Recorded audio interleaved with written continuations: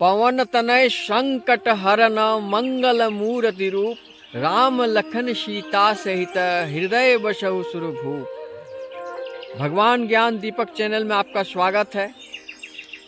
भागवत कथा का गीता ज्ञान गंगा में स्नान करने का सौभाग्य प्राप्त करें। सभी दोस्तों से सभी बड़ों को मेरा प्रणाम और छोटे भाइयों को, छोटे बच्चों को स्नेह। कथा का आरंभ करने से पहले हरे कृष्ण कृष्ण कृष्ण हरे हरे, हरे राम राम राम हरे हरे। आज अंजनी पुत्र पवन सुत नामा। ये अंजनी कौन थी और अंजनी के पेट में जो बच्चे वो कौन थे,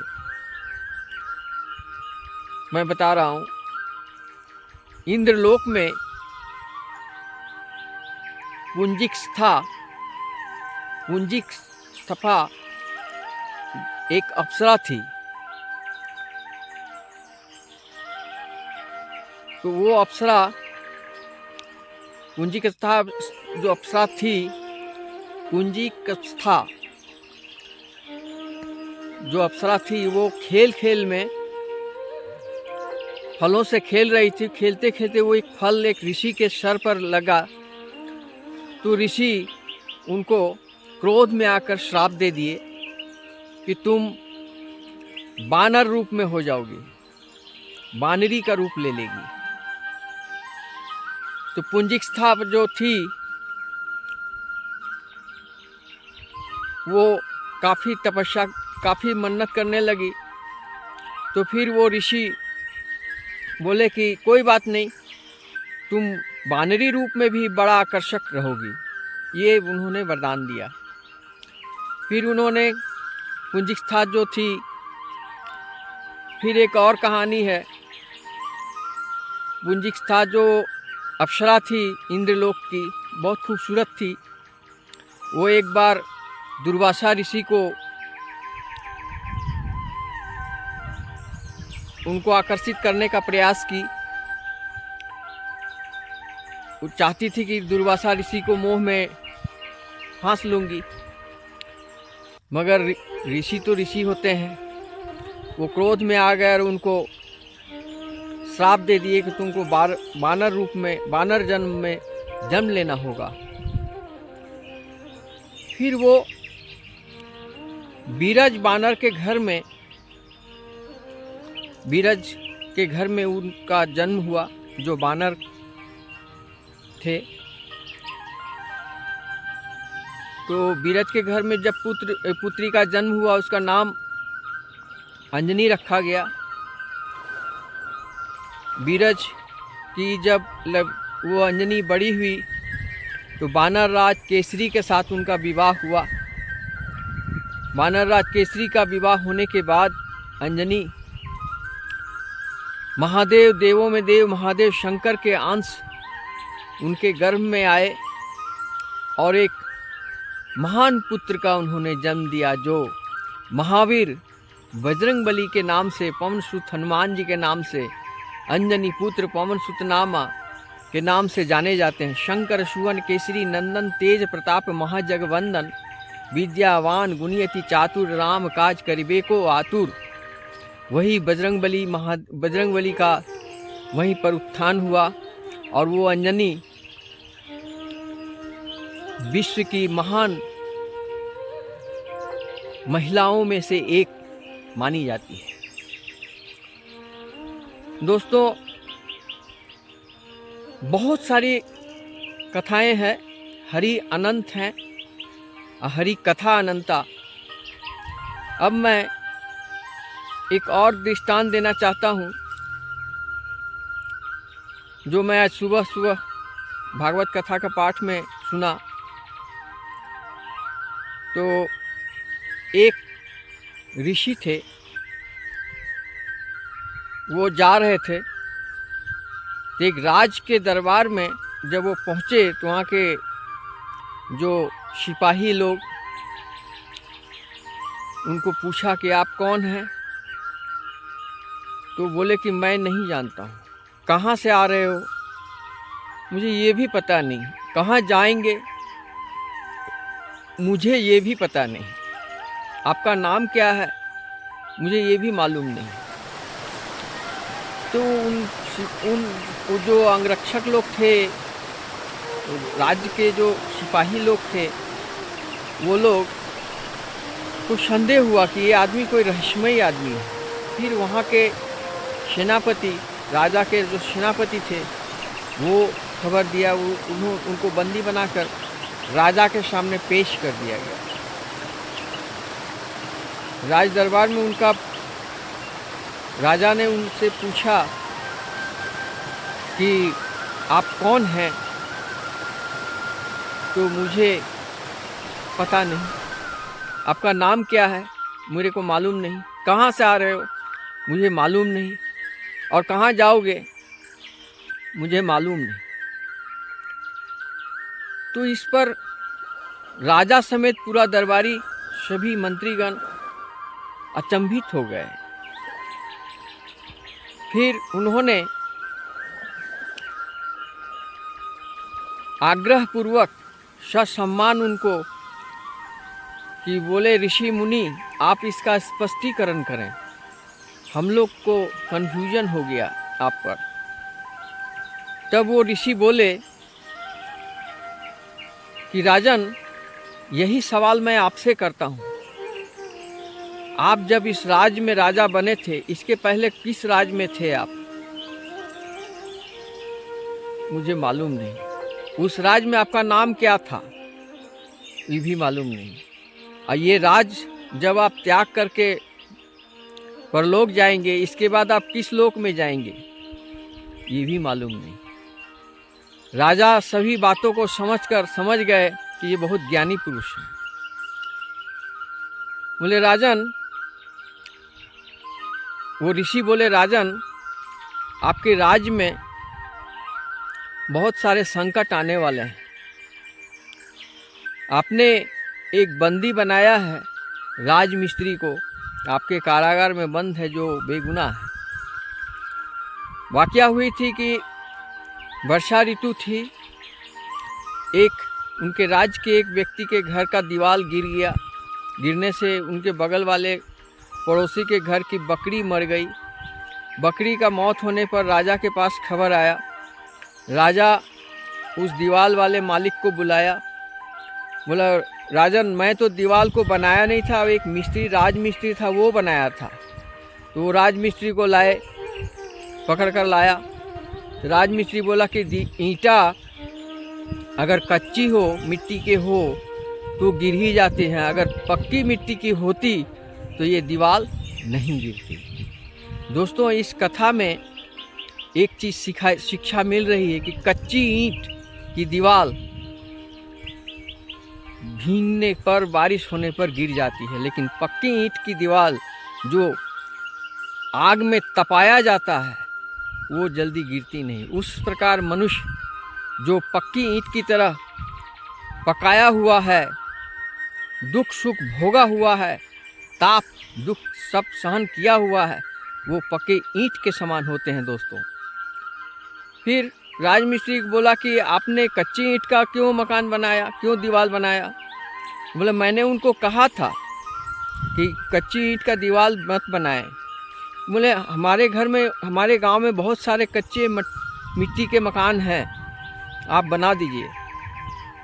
लेकिन राजा ने उसकी एक नहीं सुनी, उनको कारागार में 7 वर्ष के लिए डाल दिया। तो वो ऋषि बोले कि राजन, ये आपने महापाप किया। आप के जो मंत्री लोग हैं, ये लोग महामूर्ख बना रहे हैं आपको, और आप एक मूर्ख राजा है।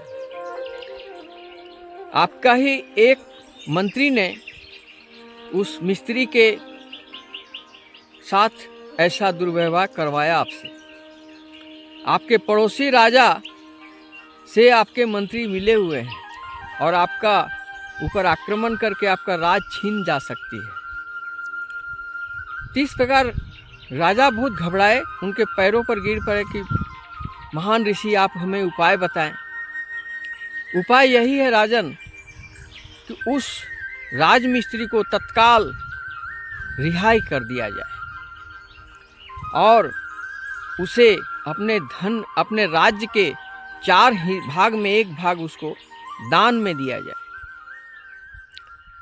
और आपका जितने भी मंत्री लोग हैं ये सब इनको कारागार में डाला जाए। क्यों कि ये आपको झूठी प्रशंसा करके, आपको मूर्ख बना करके, काफ़ी राज्य कोष को कमज़ोर करके राज्य के परिवरिश को खराब किए हैं और आप उस राजमिस्त्री को मंत्री पद पर नियुक्त करें, तभी आपका कल्याण होगा। तो दोस्तों, इस कथा से शिक्षा मिलती है, जो मूर्ख होते हैं उनके पास 3 चीज नहीं रुकती है: राजपाट और सुंदर नारी, सोना, कमाया हुआ धन कोई दूसरे व्यक्ति भोग करते हैं। झूठी प्रशंसा पर जो प्रसन्न होते हैं वो मूर्ख होते हैं। नीति कल्प में लिखा है कि झूठी प्रशंसा सुनने वाले लोग महामूर्ख होते हैं। दोस्तों, इस कथा से ये शिक्षा मिल रही है कि कोई अगर आपकी मुंह पर तारीफ कर रहा हो, कुछ ज्यादा तारीफ कर रहा हो, तो आप उस व्यक्ति से सावधान हो जाओ। उस पर आप विश्वास मत करो, वरना एक दिन आप बहुत बड़े धोखे में पड़ जाओगे। तो इस प्रकार वो राजा ने वैसा ही किया और फिर उनका राजपाट चलने लगा। फिर वो संत वहाँ से निकल जाते हैं। निकलने के बाद फिर राजपाट सुंदर से चलने लगता है। फिर वो तपस्या में जाते हैं, तो वो कोई और नहीं, दुर्वासा ऋषि ही थे। तो इसलिए मैंने अभी अभी कहा ना कि हरि अनंता, हरि कथा अनंता। तो दोस्तों, व्यक्तिगत जिंदगी में आप मूर्ख न रहें। और मूर्ख का पहचान 3 प्रकार के होते हैं। सबको पता है 2 बात सत्य है: एक मृत्यु और एक परम ब्रह्म परमेश्वर। ये आत्मा में और परमात्मा का मिलन होने से कौन रोकता है? और गुरु का मतलब क्या होता है? गु का मतलब होता है अंधकार और रू का मतलब होता है प्रकाश। तो हमारे आत्मा और परमात्मा के बीच में जो अंधकार है, जिससे आत्मा परमात्मा को देख नहीं पा रही है, उस अंधकार को मिटा देने वाले जो रास्ता बताने वाले हैं, उन्हीं को गुरु कहते हैं। अब बिना गुरु ज्ञान असंभव है दोस्तों। तो आपको जब पता है कि सारी दुनिया नाशवान है, नष्ट हो जाएंगे, आप भी दुनिया से छोड़कर चले जाएंगे, तो फिर आप इतना अहंकार क्यों करते हैं? मूर्ख क्यों बनते हो? झूठी तारीफ क्यों सुनते हो? इस प्रकार बहुत सारे राजाओं का पतन जो हुआ है, उसमें अहंकारी राजाओं का जो नाश हुआ है। आप देखे होंगे हनुमान जी, बजरंगबली महादेव इतने ताकतवर, बजरंगबली जैसा ताकतवर शायद कोई होगा, लेकिन उनको तनिक भी अहंकार नहीं था और अटल ब्रह्मचर्य थे। उनके अंदर 4 चीज भरी हुई थी: दया थी, सत्य था, भक्ति थी और शुद्धि थी, जिसका पूर्ण रूप बजरंगबली महादेव का श्री हनुमान जी के नाम से जाने जाते हैं। और राम जी का जो भक्ति उन्होंने किए हैं, राम सीता का, वो आप देखे होंगे जब राम जी राजगद्दी पर बैठे तो उन्होंने अपने भाई से बोले थे, भ्राता से, कि कपि के ऋण उरीन न, कपि का ऋण उरीन नहीं हो सकते हैं हम लोग, इनका इतना ऋण है हमारे ऊपर। तो उस समय उनको एक हीरे की माला माँ सीता जी देती है। तो हीरे की माला को उसमें देखते हैं, उसमें कहीं राम जी नहीं है, तो वो माला तोड़ ताड़ के फेंक देते हैं, उनको कोई हीरे से क्या मतलब। तो उसी समय लोग क्रोधित हो जाते हैं, जो तुम सीता का अपमान कर रहे हो, राम जी का अपमान कर रहे हो, इतना बड़ा कीमती उपहार तुमको मिला, तुम लिया नहीं। तो उसी समय वो बोलते हैं, श्री राम जानकी बैठे हैं मेरे सीने में, श्री राम जानकी बैठे हैं मेरे सीने में। फिर उन्होंने दहाड़ मार के सबको दिखाते हैं कि देख, श्री राम और सिया राम, सीताराम मेरे सीने में है। फाड़ के वो सीना दिखा देते हैं दुनिया को, जो एक मिसाल है। दोस्तों, इतनी भक्ति श्री राम जी के प्रति आपको दिखाई नहीं दे सकता है। दोस्तों, मैंने कल आपसे कहा था कि अपना छत के नीचे रहना, अपना घर अपना ही होता है, उम्मीद नहीं रखना किसी पर, और बुढ़ापे वृद्धावस्था में पत्नी का साथ होना अति आवश्यक है। वैवाहिक जीवन को संभालना अति आवश्यक है। इसी प्रकार दोस्तों, एक और बात आज मैं दृष्टांत देने चाहता हूँ। मेरा एक दोस्त था जो भी माइनिंग इंजीनियर था। वो उनके तीन बेटे को पढ़ाने में वो ओवर टाइम करते थे। सारा वेतन का पैसा से उनका काम नहीं चलता था, लोन लेते थे।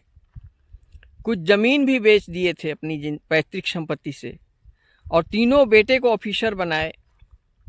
ऑफिसर बनने के बाद तीनों बेटे ने उनको वृद्धावस्था में छोड़ दिया, और ये अपने रिटायर्ड किए हुए पैसे से एक फ्लैट खरीदे थे। वो भी किसी एक बेटे के ट्रीटमेंट कराने में, कोई बीमारी में जब वो बीमार गिरा, हेपेटाइटिस बी हो गया था उसको, तो उसका इलाज कराने में वो फ्लैट भी बिक गई। लास्ट में वो बच्चा देहांत भी हो गया। इसके बाद में वो जो दो भाई थे, दोनों ऑफिसर बोले कि पैतृक संपत्ति जो भी था वो तो अपने भाई के इलाज में खर्च कर दिया, अब हम लोग के लिए तो आप कुछ रखे नहीं, और ना ही अपनी रिटायरमेंट का कोई पैसा हमको दिए, और ना ही हम लोग को कभी आपको हम लोग कुछ भी नहीं देंगे। और दोनों भाई भी छोड़ दिए। उनका कहना था कि वो जो फ्लैट था, उस जो रिटायरमेंट के पैसा से खरीदे थे, उस फ्लैट में हम लोग तीनों भाई का अंश था, लेकिन आपने टोटल बेच करके एक भाई का इलाज में लगा दिया, इसलिए मैं आपको सेवा से वंचित करता हूँ। इस तरह का जवाब जब दिए तो वो आकर के कुछ दिन पागल हो गए दुख से। पागल होने के बाद जब वो मरे तो संजोग से मैं भी वहीं था, पहुंचा उनका अंतिम संस्कार में। तो उनको मुखाग्नि करने के लिए दोनों भाई में कोई तैयार नहीं था। वो लोग बोलना चाहते थे कि मैं 10 दिन ये धोती पहनकर मैं नहीं कर सकता हूँ। तो दोस्तों, इस प्रकार की बात देखने के बाद मेरी तो आंख खुल गई। क्या पुत्र का सोच। मैंने तमाम दोस्तों को देखा दोस्तों कि पिताजी पूरी जिंदगी की कमाई उन पुत्रों को पढ़ाने में लगाया, उसका कोई हिसाब कोई नहीं रखता है। लेकिन पुत्र द्वारा अगर कभी किसी तरह का कोई चीज़ गिफ्ट में या किसी खर्च में या किसी हिसाब के तो कहीं पर लगाया है वो अपना पैसा, तो इसका बहुत हिसाब वो रखता है।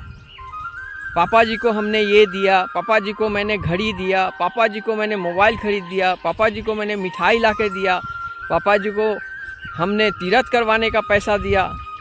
छोटी छोटी चीज़ दे करके उनका बहुत हिसाब रखता है। लेकिन उनको ये मालूम नहीं कि डिप्लोमा पढ़ाने में और जो फीस जमा करने में, बचपन से लेके मनुष्य बनाने में कितने लाख रुपये खर्च हुए हैं, ये उनको दिखाई नहीं देता है। दोस्तों, मैं टूटी फूटी भाषा में मैं आपको कैसे समझाऊं दोस्तों कि जो लोग, सभी लोग पुत्र पुत्रियों के लिए जान दे रहे हैं, पुत्र पुत्रियों का विकास के लिए, और सुख मिले और सुख मिले और शिक्षा मिले और उन्नति हो में लगे हुए हैं, और अपने आप में कंगाल रहते हैं, ना ही कभी अच्छे वस्त्र पहनते सकते हैं, अपना कोई शौक पूरा नहीं करते हैं, और सारा धन उन बच्चों में लगा देते हैं, जहाँ से अपमान के सिवा कुछ भी वापस नहीं मिलता है। दोस्तों, इससे तो अच्छा है कि जब बच्चे बड़े हो जाएं, वो अपने पैर पर चले जाएं, इसके बाद माता पिता का मौत हो जाना चाहिए, ताकि ये दिन देखना ही ना पड़े। लेकिन मौत भी इतनी आसानी से नहीं मिलती है ना दोस्तों। भगवान दिखाना चाहते हैं कि तुम पुत्र मोह में हो, धन के मोह में हो। सुख क्या है? सुख क्या चीज़ है? क्या समझते हैं? आपके पास बंगला है, गाड़ी है, दौलत है, बैंक बैलेंस है, गोल्डन कॉइन है, सोना का बहुत सारा जेवरात हैं, तो क्या आप सुखी हो? नहीं दोस्तों। उस राजन को दुर्वासा ऋषि बोले थे कि राजन, तुम्हारे पास धन दौलत सब कुछ बहुत है, लेकिन तुम्हारा सामने में 3 महीने के बाद तुम्हारी मौत है, और जिस समय तुम मरोगे उस समय तुम्हारी आंखें इन सब चीज़ों को त्याग कर जब जाओगे ना, तो एक सोने का कॉइन भी तुम्हारे साथ नहीं जाएगा। कुछ भी तुम्हारा राज्य का हाथी, 1000 हाथी है तुम्हारे पास, 7000 घड़ा सोना भरा हुआ है, एक भी कॉइन नहीं जाएगा। उस समय तुम्हारी आत्मा में इतनी कष्ट और घृणा होगी कि तुमको मैं बता नहीं सकता हूँ। इसलिए परमात्मा पर ध्यान करो, जो तुम्हारे साथ जाएगा। ये आत्मा परमात्मा में मिलेगा, उस परमात्मा को जाकर देखो, उस परमात्मा का याद कर लो। अभी तुम 7 दिन भगवत कथा पाठ कराओ, और वो पाठ कराया और मुक्ति हुआ। तो इस प्रकार दोस्तों, मैं बार बार इस बात का अवगत कराना चाहता हूँ कि मैं देख रहा हूँ कि वो बच्चे अपने पिता माता को जब कुछ देते हैं तो उसका बहुत करारा हिसाब रखते हैं, पाई हिसाब रखते हैं, लेकिन वो माँ बाप उनके लिए कितना कुछ करते हैं इसका कोई हिसाब नहीं। एक बार बोलता तक नहीं है बेटा लोग कि पापा आप हम लोग के लिए बहुत कुछ किए, पापा आप हमारे लिए भगवान हैं। इतना सा यदि कह देता ना तो पापा बड़ा आनंद से मृत्यु को लोक में जाते, लेकिन नहीं, पापा का तिरस्कार करके, अपमान करके, भोजन नहीं देकर तिरस्कार करके घर से निकाल दिया गया। मैंने अपने देखा एक 3 ऑफिसर का पिताजी को, वो जब उसके यहाँ गए थे तो उनकी वाइफ, जो बड़े पुतोह थे, उनको बोले कि बहुत दुर्गंध करते हैं, बाथरूम में गंध करते हैं, इनको यहाँ से भेज दीजिए। तो बेटे ने बोला कि पिताजी आप गांव चले जाइए, यहाँ मत रहिए। तत्काल टिकट बना दिया। तो जब वो निकल गए, कुछ दूर चले थे तो उनका एक गमछा छूट गया था। तो सोचे हम गमछा ठो ले लें, नहीं तो फिर रास्ता में बाथरूम वगैरह कैसे जाएंगे। तो गमछा ठो लेने के लिए वापस आ गए उनके घर। फिर जब वो घर में आए तो फिर पुतोह बोली फिर आ गए, लज्जा नहीं आई यहाँ आते हुए?